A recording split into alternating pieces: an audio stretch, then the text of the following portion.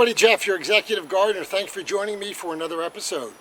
Hey, I'm here in my grape garden, and this is my backyard. Most of you haven't seen this, but what you'll see here is a huge wall. I'm 6 feet tall. It's a huge wall of muscadine grapes that are well overgrown. At the end of the video, I'll show you what the muscadine grapes look like. If you live in the South, like me, and you can't grow a lot of grapes, the muscadine is one that grows very well in climates with heat, high humidity, and sometimes a lot of rain. So I'll show you what that looks like at the end. So anyway, I'm here feeling sorry for myself. I'm watching all these great garden videos around the internet, places like the northeastern United States, Canada, California, Las Vegas, central, the middle part of America. I'm a little bit jealous because it's July 3rd today, and it's 98 degrees in Houston, 95% humidity, and it's actually the first week it hasn't rained in 3 days, which is pretty cool this year. So I'm feeling a little bit sorry for myself. Now I'll beat all of you in fall, late fall, winter, gardening and so forth. But during this 3 or 4 month run between May, June, July, August, and even into September, it sucks here.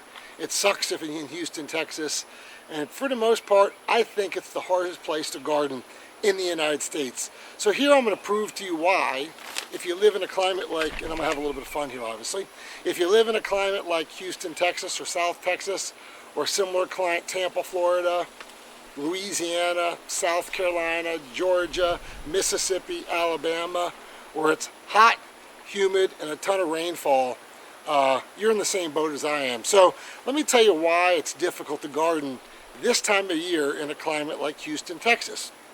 So first of all, heat.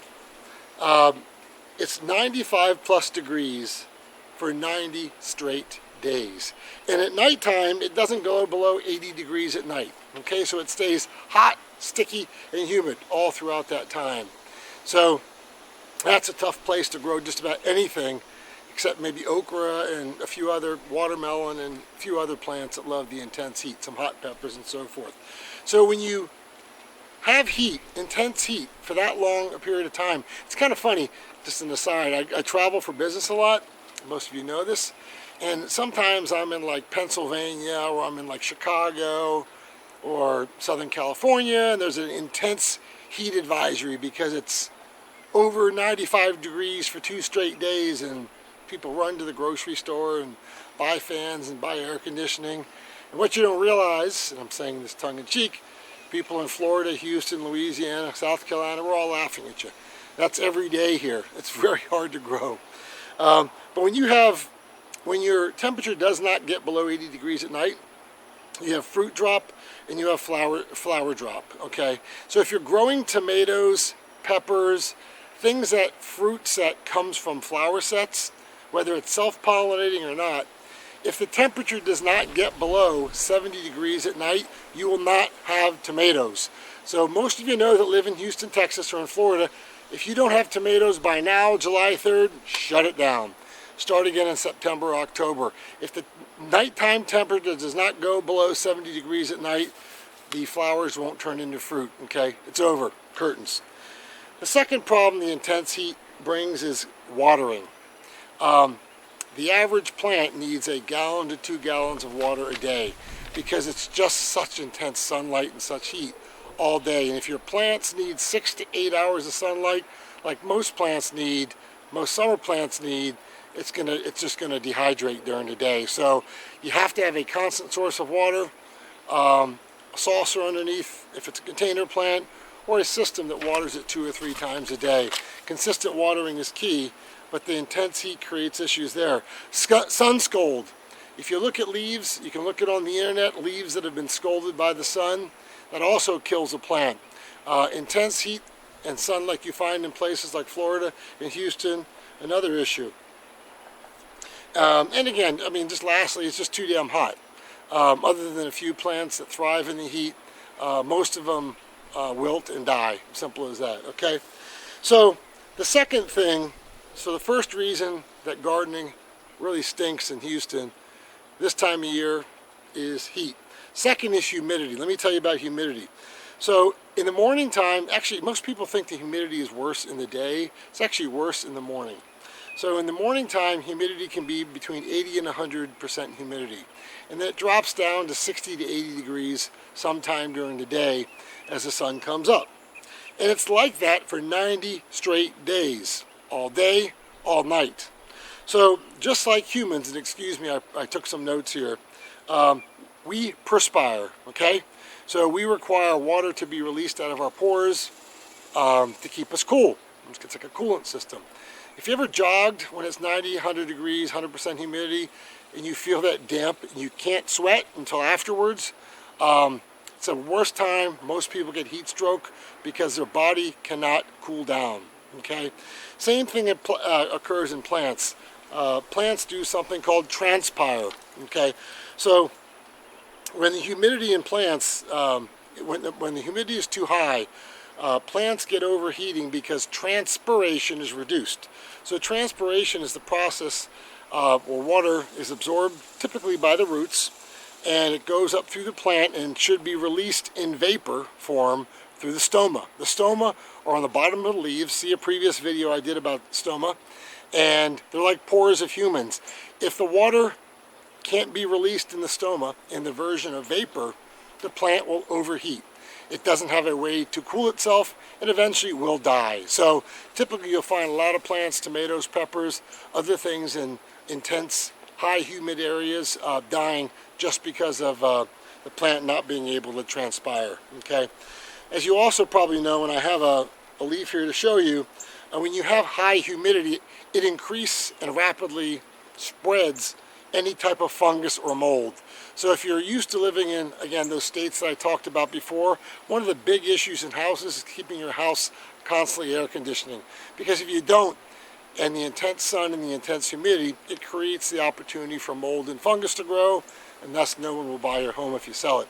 Same thing occurs on plants. The constant 90 to 120 days of 65 to 100% humidity creates fungus and mildew in plants. This is a cucumber leaf, okay? And you'll see mildew starting to form throughout the leaf, okay? That's obviously a huge problem, okay? And so every day I have to cut parts of my leaf off so it doesn't spread to the other parts of plants. Those that live in these areas can appreciate what I'm saying. And lastly, about humidity, if it's too humid combined with high heat, it will impact your fruit set. So generally speaking, you will have less fruit, tomatoes, peppers, etc., in high humid areas because the flower does not successfully turn into a fruit. And that would be for cucumbers, that would be for peppers, that would be tomatoes. It does impact fruit set as well. And I also meant to say on heat, let me go back one. So second is humidity, first is heat. So heat, most people say, you know, grow herbs and things like that in Houston, like basil, because it tends to bolt less. Not the case in Houston. So here's a piece of basil, and there it is bolting, okay? Everything bolts here because of the intense heat. It's just too tropical of an environment, too high of heat, and sometimes the humidity impacts it as well, okay? So the third reason why it's very difficult to guard in tropical environments in the summertime, like here, is rain, okay? So far in Houston, it's July 3rd this year, we've received 42 inches of rain so far in 2016. 42 inches. So let me give you the average rainfall in a few cities, which at least most Americans think these cities get a lot of rain. Remember, 42 inches so far this year. Okay, Seattle, on average, gets 38 inches of rain all year. It's been 6 months, we've had 42 inches. Orlando, known as a very tropical environment, 53 inches a year. We've had 42 so far this year. And Philadelphia, 41 inches. I grew up in Philadelphia. Thought it was a wet environment, thought it rained a lot. No. Not like Houston, Texas. Not like South Texas. It has rained 42 inches. So we're on pace to have 70 to 80 inches a year. That parallels with some of the tropical rainforest in Puerto Rico and California, in Hawaii, excuse me. So As you know, it's pretty obvious, but when you have that type of intense rain, like we've had this year, complicated with the heat and the humidity, it wreaks havoc on a gardener, okay? So number one, it drowns the roots. So when roots get excess rain, when soil gets excess rain, whether it's in a pot or whether it's in a garden, the water pools up. It doesn't go anywhere. It stays on the surface, especially if you don't have sandy soil, clay soil. It's a problem. What happens is that oxygen soaks down through the soil, gets to the roots. That's good for a plant. When the water pools, oxygen doesn't get to the roots, and the roots drown. It's simple as that. And when the roots drown, it kills the rest of the plant, okay?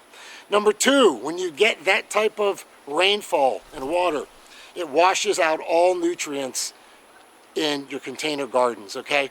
So it'll leach right out. Simple as that. You have to constantly reapply because it's getting flushed out all the time. Same thing could happen in certain gardens, okay? You have to constantly reapply either organic or chemical fertilizer, whichever is your choice. And then lastly, as I talked about with the high humidity, when you have heavy rainfall, mud splashes on your plants get diseased, it's over, okay? And you get fungus, you get mildew. And I get emails all the time from people in Florida, Louisiana, Alabama, of course Texas, and I think we're all calling it quits this year for a garden, okay? We're going to fold our tent up and focus on the fall, okay? Because it's just stunk this year. Let's keep it G-rated, okay? So I would say, as I watch videos, and this is out of pure envy and pure jealousy, okay? So here's my top 5 list of the best places to garden, especially if you're in South Texas, okay? So I'm jealous and I'm envious of you because of the intense heat, because of the humidity, and because of all the rain we've had. Number 1, drum roll please, number 1 best place to garden in the United States. Summer, in the summertime especially, but spring, Southern California. I hear you have a drought, and I feel bad for that. It actually stinks a lot. But I think you can still water your plants. You don't have the humidity, you don't have the rain, of course, which I talked about, and you've got 80-degree temperatures, 75, the most 90. I know you have a little bit of heat drought. Southern California, you rock. I wish I was where you were right now.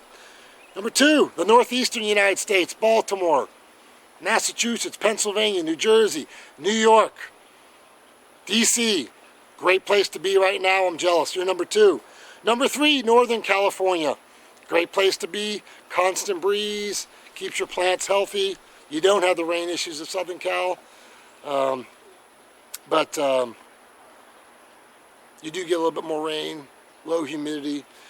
Number 4, Denver, Colorado. Not just because they can grow certain crops there that are legal in most states, but number 4, it's a great environment. It's dry, not humid, and it's a great place to grow, especially in the summer. And number 5, the Pacific Northwest, Oregon, Idaho, Washington. I'm extremely jealous.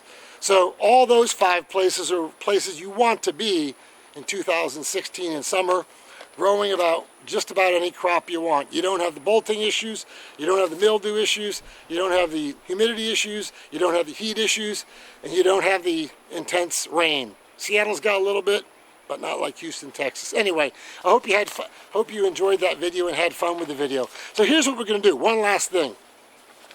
Actually, I'm going to show you my muscadines a different time. These are all the plants. These are 9 feet high plants. But I want to say something. So I tried to give away a green stalk garden on my channel 2 weeks ago.